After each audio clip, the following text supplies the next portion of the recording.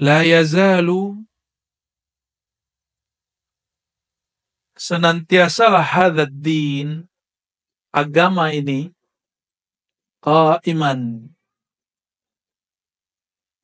tegak berdiri, berjaya, hatta yakuna, sampai yakuna alaikum, ada pada kamu, isna ashar khalifah, 12 khalifah.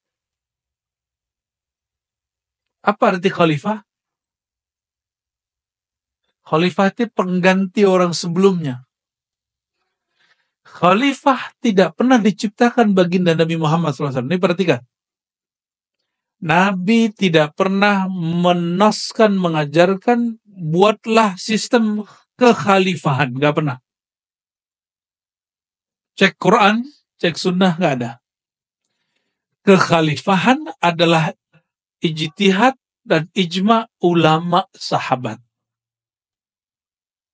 Ya, jadi orang yang mengatakan Nabi Muhammad SAW tidak bawa rahmat karena tidak buat kekhalifahan, itu kekeliruan, dan itu adalah isa'atul adab alaihi. Itu orang yang bersikap kurang adab kepada baginda Nabi Muhammad SAW. Ya, jadi ada yang mengatakan Nabi gak bawa rahmat awal dicipta. Setelah lahir pun gak bawa rahmat. Gak ada rahmat.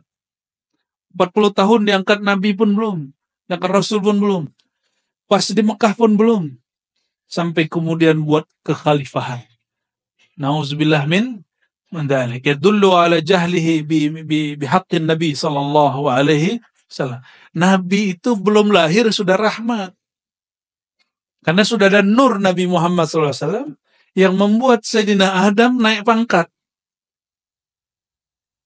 Nabi Adam itu naik pangkat salah satunya karena melihat nama Nabi Muhammad SAW. Nurnya sudah ada di aras.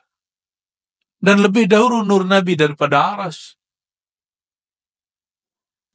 Lebih mulia nur Nabi atau aras? Lebih mulia Nabi apa aras? Lebih mulia Nabi apa Ka'bah? Ini pertanyaan ini sering kita kasih nih ya. Semoga paham. Ya, jadi kita nggak pernah nyembah Ka'bah, kita nyembah Rabbul. Kita juga nggak pernah nyembah Nabi SAW, apalagi nyembah Nabi Isa, apalagi nyembah mursyid, apalagi nyembah kuburan, nggak masuk itu. Maka tuduhan kepada sufi, mereka ubadul kubur seperti dituduhkan oleh Wahabi, itu tuduhan buhtanun azim, kebohongan yang luar biasa. Dan itu permusuhan yang mungkin sampai kiamat gak selesai-selesai. Ya, kita nggak pernah nyembah-nyembah kecuali Allah Subhanahu wa Ta'ala. Ya. Kekhalifahan, ini perhatikan, tidak pernah dibuat Nabi SAW. Itu adalah hasil kesepakatan sahabat Nabi setelah Nabi SAW wafat. Oleh karenanya, kekhalifahan tidak suci. Yang suci nubuat, kenabian. Apa yang suci? Kalau Nabi suci. Tapi khalifah suci? Coba cek. Umar konflik dengan Ali. Pernah dengar? Sayyidina Abu Bakar konflik dengan Fatimah. Fatimah nggak mau sapa Sayyidina Abu Bakar sampai mati. Hadis Sahih Bukhari. Ya. Sayyidina Ali nggak mau membayar Abu Bakar karena menjaga hati Fatimah. Meninggal Sayyidah Fatimah baru dibayar Abu Bakar. Maka terjadi konflik Sayyidina Ali dengan Umar. Itu politik sahabat yang dijamin masuk surga. Apalagi politik Indonesia. Apalagi politik Amerika. Ya. Politik Saudi, nggak ngaruh. Ya. Semuanya pasti syarat konflik. Maka min tabi'ati siyasah fi ayyi suratin kana khalifatan mulkan atau ayyi surah fala takunu salimatan minal khilaf. Ya. Tidak ada satu sistem pemerintahan, apakah itu kekhalifahan, kerajaan, monarki, demokrasi, kecuali di situ ada konflik. Pasti ada konflik. Jadi jangan putus asa. Orang-orang yang suka ngebom, karena dia sudah, negeri ini udah hancur. Ya. Polisi yang benar dibunuh, Karena ada kan polisi yang mau dia punya menyimpan berita tentang sabu, dimatiin orang. Ya, polisi yang jahat bertahan. Orang kalau mikir begini, wah ini kita harus bunuh polisi semua nih. Ya. Makanya beberapa kali di Indonesia markas polisi dibom. Benar nggak? Ya. Itu karena pikiran dia pendek. Dia tidak paham bahwa salah satu sunnatullah pada dunia ini adalah kekacauan. Jawaban dari Ibnu Athaillah As-Sakandari. Jadi Ibnu Athaillah kemudian ditanya, kenapa dunia ini banyak masalahnya, banyak konfliknya, kita udah baik juga orang gak baik sama kita. Apa jawaban beliau? Sesuatu tidak mengeluarkan kecuali yang menjadi sifat di dalamnya. Karena dunia itu sifatnya rusak, busuk, hancur, maka dia hanya menampilkan yang rusak. Oke, kembali ke ini. Jadi 12 kekhalifahan, 12 khalifah, sampai hari ini ulama kita nggak ada yang sepakat tentang makna siapakah 12 khalifah ini, kecuali kelompok Syiah. Bagi kelompok Syiah, 12 imam itu, yang ke-12 adalah Imam Mahdi yang masuk kepada goa lalu menghilang waktu dia masih kecil. Dan itu bukan akidah Ahlus Sun. Jadi bagi mereka, Sayyidina Hussein punya anak, Ali Zainal Abidin punya anak, Muhammad Al-Baqir, Muhammad Ja'far, terus sampai kepada Muhammad bin Askar. Askar ke-11, Muhammad bin Askar yang ke-12. Muhammad bin Askar ini menghilang waktu kecil. Cocok dengan hadis ini. Lalu apa kata mereka? Inilah imam yang kita tunggu. Kata siapa? Kelompok Syiah. Ajaran Ahlus Sunnah tidak meyakini 12 imam versi. Kenapa? Banyak dalilnya. Yang pertama, 12, yang 11 itu tidak pernah memimpin suatu pemerintahan pun. Sayyidina Husain, memimpin pemerintahan enggak? Dia wafat dibunuh oleh Yazid dan tentara Yazid, namanya Ibn Ziyad, sebelum berkuasa. Sayyidina Ali Zainal Abidin Jumatan aja nggak boleh. Muhammad Al-Baqir juga sama, Ja'far Shadiq itu juga hampir sama. Sampai kepada keturunannya tadi. Jadi mereka jadi ahlul bait di zaman itu berat. Maka ketika di sini ada zuriat Nabi, Habib ya, Indonesia paling aman tinggal habaib.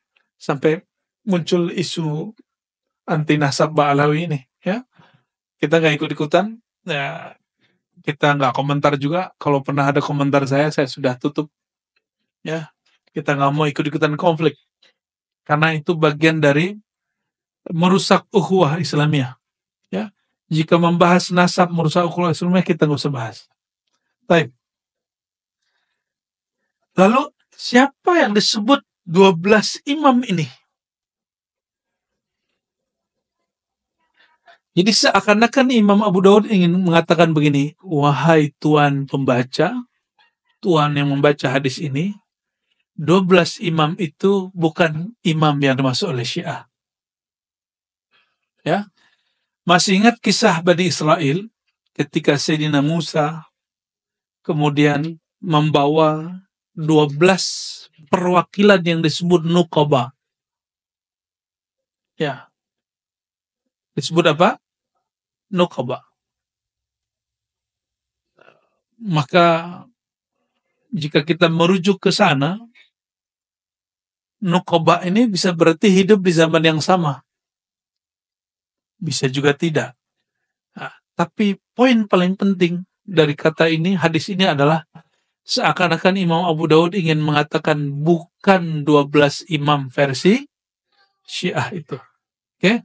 Ini penjelasannya masih agak panjang, tapi kita cut aja ya. Sudah asar belum? Belum.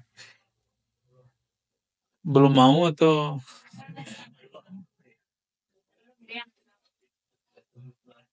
1 menit lagi? Oh, bentar lagi berarti.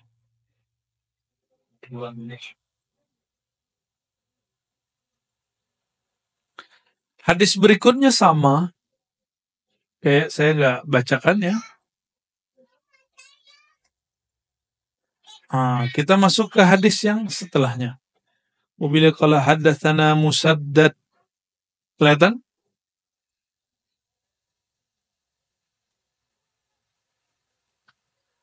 Disampaikan oleh guru kami Musaddad. Musaddad ini namanya lucu, Musaddad bin Musarhad. Ya, Musaddad bin Musarhad begitu namanya, sampai ada candaan oleh hadis.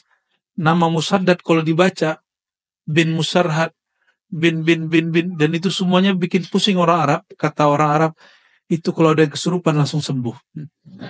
Jadi ahli hadis itu suka nyandain sesama ahli hadis. Dia ini nih, ya. An Umar bin Ubaid haddatsahum ha. Ha ini berarti gurunya ada dua atau lebih dari dua, ya. Sana qala hadatsana Muhammad al-Ala qala hadatsana Abu Bakar yakni bin Ayyash ha wa sana Musaddad. Kembali ke Musaddad.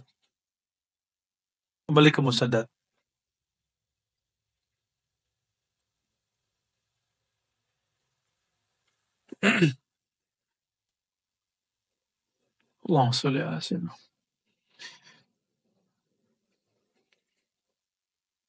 Kata Musaddad dari Yahya, dari Sufyan, kata Ahmad dari Ubaidullah bin Musa, dari Zaidah, begitu juga kata Ahmad Ibrahim dari Ubaidullah bin Musa, an Fitr, ya.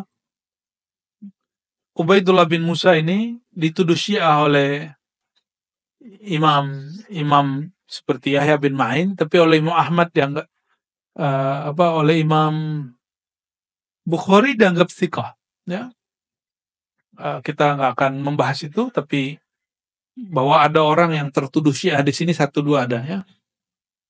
Kulluhum an Asim an Zir an Abdullah an Nabi sallallahu alaihi wasallam, dari Abdullah bin Mas'ud. Maksudnya Abdullah di sini adalah Abdullah bin Mas'ud. Qala, nah perhatikan ini hadis Al-Mahdi yang paling penting untuk bab limit waktu. Lau lam yabqa, seandainya tidak tersisa, seandainya tidak dapat fisiknya teks, ada. Dapat? Nggak dapat? Oh, ngopi sendiri? Oke, emang wajar sih, karena daurahnya gratis. Ya, alhamdulillah.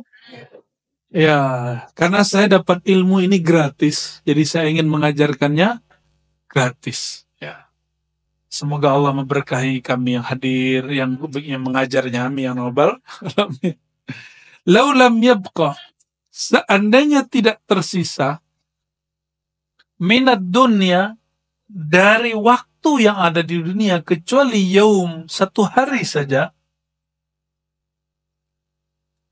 la tawwalallahu dzalika, sungguh Allah akan memanjangkan hari itu, dzalikal yaum, hatta yub'atsa atau yab'atsallahu, sampai Allah membangkitkan seseorang, mengutus seseorang, minni, dari aku, dari aku, semua alam dariku, al-alam minni, semua alam dariku, semua kita dari nur Nabi Muhammad SAW. Berarti lafaz pertama, siapa aja mungkin jadi Imam Mahdi, tapi untungnya ada lafaz keduanya, au min ahli baiti,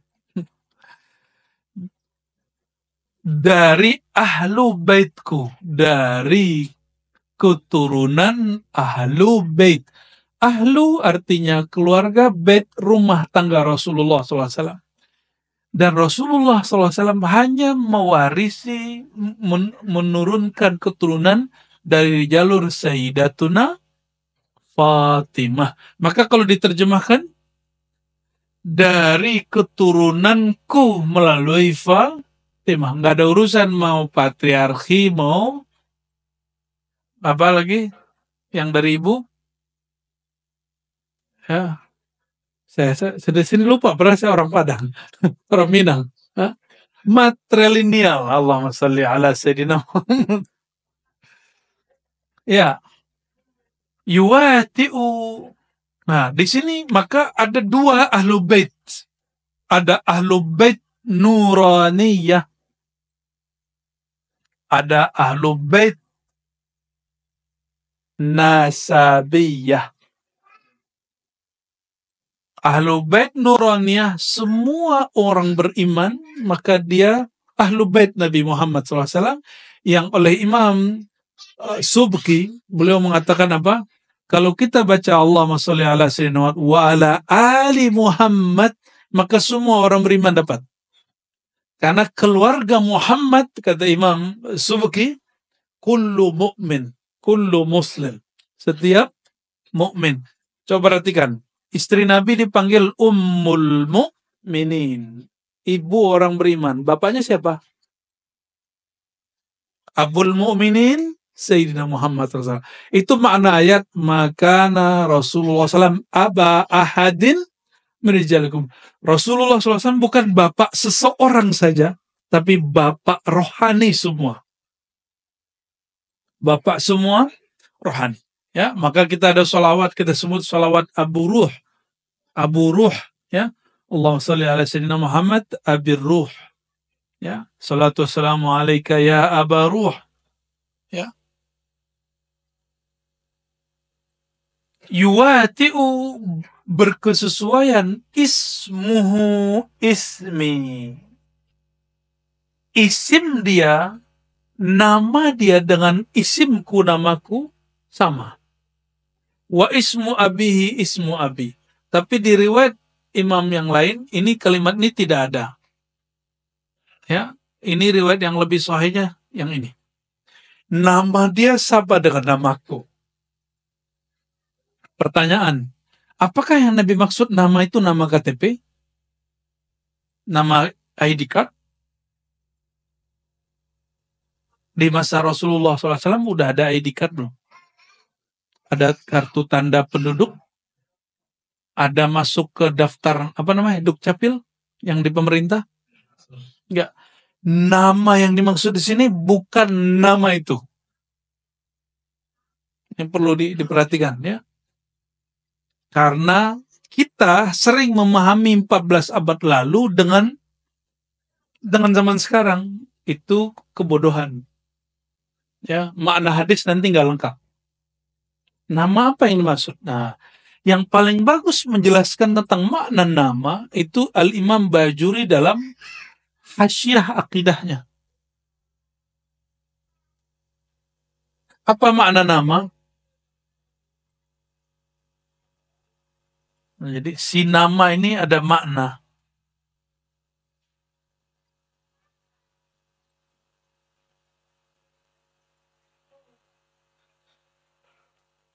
Ismi, namaku.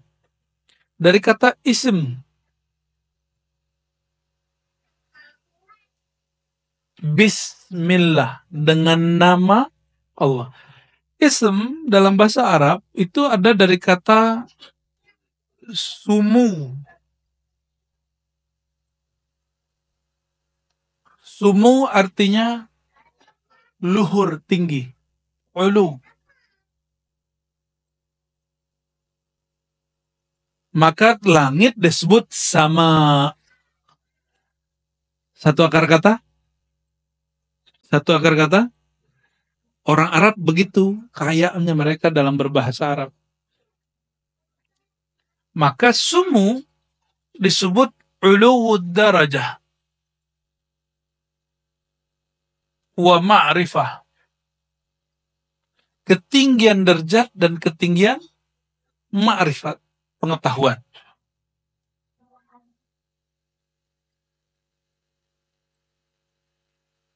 Berarti Imam Mahdi doktor dong. Ya, karena derajatnya tinggi dan ilmunya tinggi. Oh, bukan. Rumus awal apa tadi? Kemahdian itu mengenalnya bukan lewat gelar intelektual, tapi melalui spiritual, rohani. Ya. Makna kedua daripada ism, kalau ini tinggi,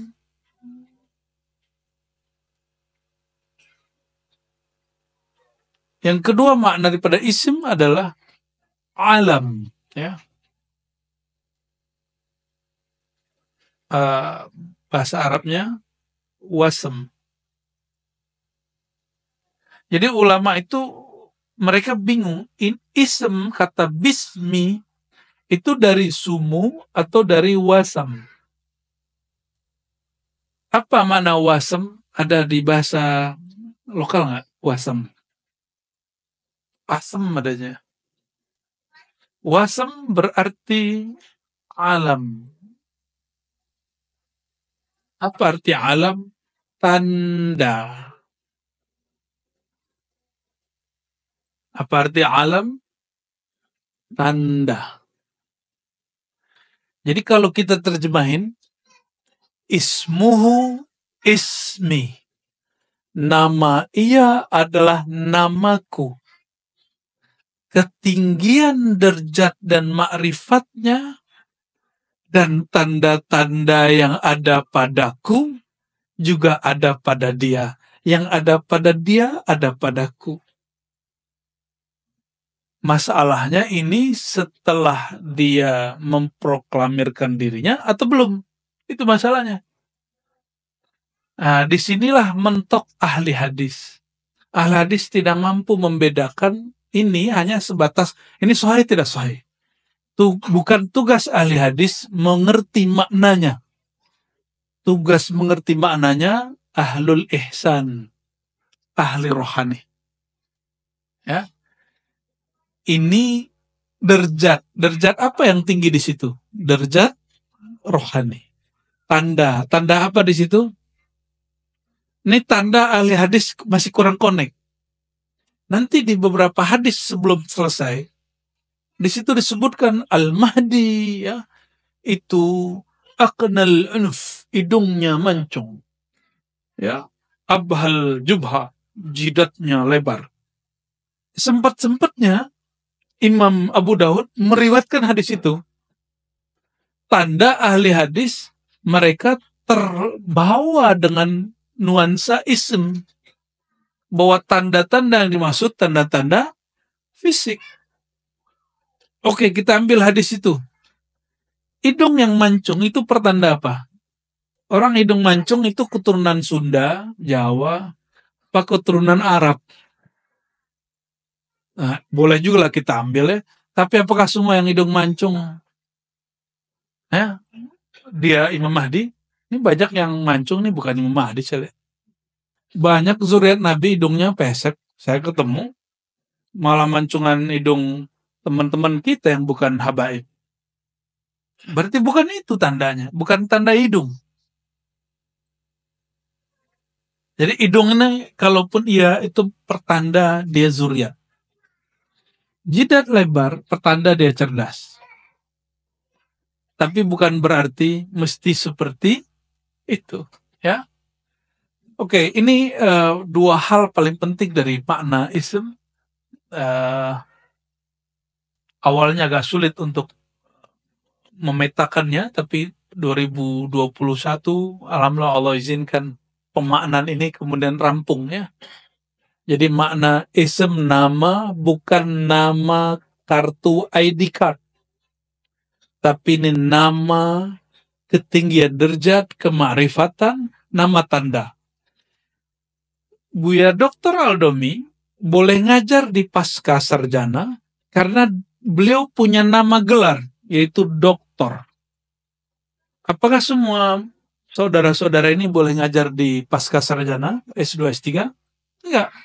Mesti ada, sudah punya doktor, mesti punya syarat satu lagi, namanya nomor induk dosen.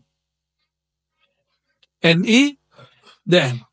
Berarti dia punya nama induk. Nama dia punya nomor.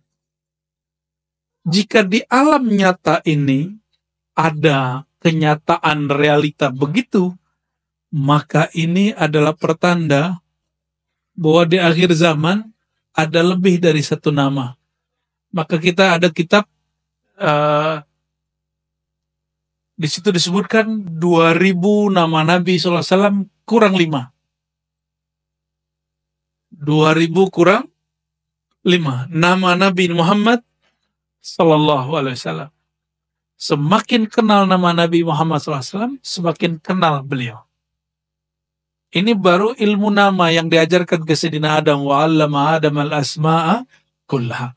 Kami ajarkan nama-nama ilmu nama kepada Sayyidina Adam. Jadi tolong diluruskan, ini bukan nama ID card. Ini nama dalam pengertian ketinggian ilmu, derajat, dan tanda-tanda. Udah mau selesai. Udah. Buat itu aja. Oke, barangkali ini karena kita sudah mau asar, mohon ahli salawatnya, salawat dulu nih. Faiz, salawat dulu Faiz. Ini baru berapa hadis? Sudah berapa hadis? Tapi baru satu bab. Baru satu bab, dan kita pun membacanya bukan membaca seperti ahli hadis kebanyakan, ya, tapi membacanya agak sedikit lebih santai. Sebelum sholawatan, coba perhatikan kalimatnya. Yamla'ul arda.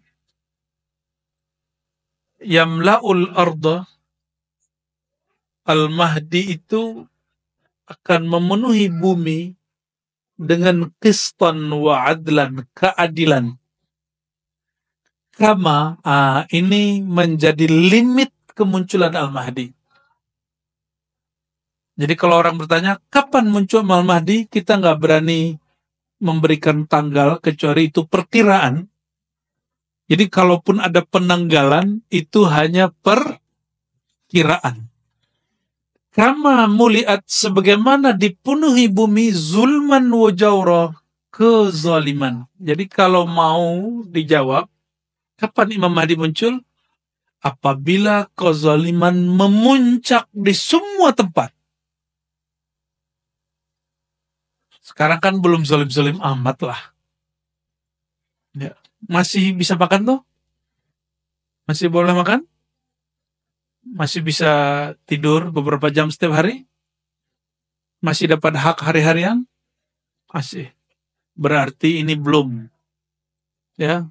Tapi tenang dulu, kan ini zaman bisa berubah. Kezaliman yang paling dahsyat selama sepanjang tahun ini, sepanjang abad ini, itulah kemarin pandemi. Kita nggak tahu ke depannya apa lagi. Jadi kezaliman yang dimaksud di sini bukan kezaliman politik lokal. Tolong digarisbawahi. Bukan kezaliman politik lokal. Kalimatnya coba perhatikan. Sang Mahdi akan memenuhi bumi. Ini kalimatnya pakai bumi.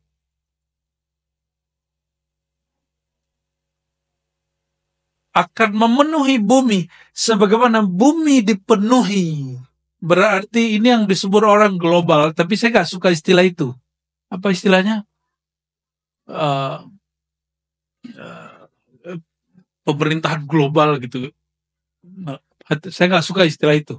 Kita gunakan istilah baginda Nabi Muhammad SAW.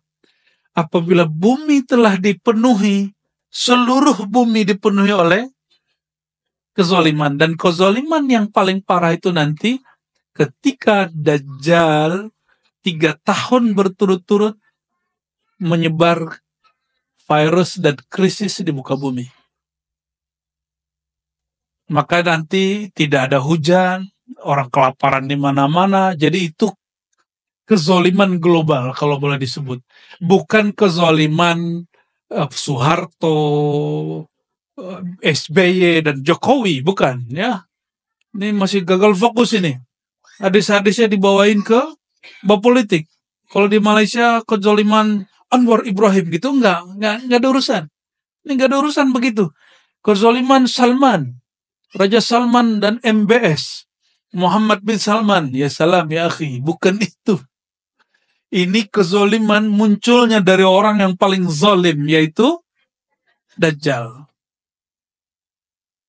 bukan kezaliman politik lokal. Ini kalau orang nggak ngerti bab kolbu, dia akan maksain, enggak, ini zaman ini. Ya, maka sekarang di Indonesia sudah banyak dajjal. Kalau begitu bentar lagi Imam Mahdi keluar juga dong. Ya, gampang bener. Ya, seharusnya dari kemarin tuh 2020 seharusnya keluar udah. Ya. Oke. Ini kalimat paling penting di hadis ini. La tazhab aw la tanqadi dunya hatta yamlikal Arab rajulun min ahli baiti wa artinya sama berdasarkan hadis ini, dan hadis ini hasan. Ya, hadis ini apa? Jadi ada sahih, hasan, dhaif, dan dia di tengah-tengah. Dia di tengah-tengah. Oke, saya tanya lagi. Ini kezaliman lokal, nasional, atau global? Maka pelaku kezalimannya itu politik partisan atau politik global. Global. Ya, jadi jangan terjebak dan dimainkan perasaannya oleh perbedaan antara partai politik yang ada dalam negeri. Paham? Jadi kita nggak usah kemudian tengkar sama partai yang beda-beda. Udah biarin aja. Jalan. Ini nikmat dari Allah Subhanahu wa Ta'ala. Gimana? Sudah mulai capek? Sudah mulai lelah hayati? Saya yang lelah.